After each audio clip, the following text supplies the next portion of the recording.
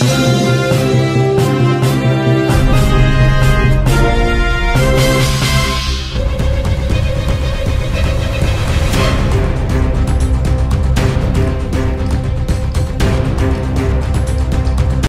ग्रामीण जिल्ह्याचा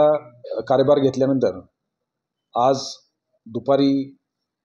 सर्व जे संबंधित अधिकारी आहेत यांचा या जिल्ह्यातील कामकाजासंदर्भातला आढावा घेतला गेला। या जिल्ह्यामध्ये जे वेगवेगळे स्तर आहेत, आदिवासी बहुल जिल्हा, शेतकरी प्रगत शेतकरी जिल्हा आणि इतर सर्व शहरीकरण झालेला जिल्हा, या सर्व भागामधल्या समस्या आणि पोलीस रिलेटेड जे कामं आहेत त्या संदर्भातले आढावा घेतल्यानंतर हे सर्व विषय सहजपणे लोकांना वन पॉईंट सोल्युशनवर कसे मिळतील, पोलिसांकडे असणारे सर्व विषय हे डिजिटल सोल्युशनच्या माध्यमातून त्यांच्यापर्यंत कसे पोहोचले जातील आणि पोलिसांच्या सेवा घेण्यासाठी लोकांना कुठल्याही प्रकारचा त्रास कसा होणार नाही या संदर्भातील नियोजन हे आम्ही करत आहोत। या ठिकाणच्या अधिकाऱ्यांकडून फीडबॅक सर्व घेण्याचं काम सध्या सुरू आहे आणि मला खात्री आहे की भविष्यात येणारे कुंभमेळा आणि इतर मोठे उत्सव या बाबतीमध्ये प्रिपरेशन करताना या सगळ्या फीडबॅकचा अतिशय सकारात्मक वापर करून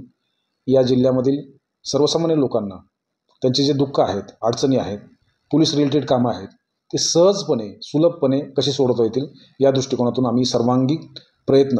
हा निश्चितपणे केला जाणार आहे। तक्रारदारांना तक्रार घेतली जात नाही, त्यावर तुम्ही काय उपाय करणार? या जिल्ह्यामध्ये व्हिजिटर मॅनेजमेंट सिस्टीम ही लवकरच सुरू केली जाणार आहे। त्याच्यामध्ये आलेला जो अभ्यागत आहे त्यांना किती वेळ थांबावं लागलं, त्यांचं काम झालं की नाही झालं या संदर्भातला फीडबॅक हा दैनंदिन स्वरूपात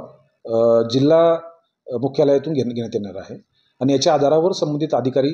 यांच्या बाबतीमधली दिशा ठरवण्यात येणार आहे। त्यामुळे अपेक्षित असं आहे की प्रत्येक पोलीस स्टेशनमध्ये ज्या ठिकाणी तक्रारदार जातील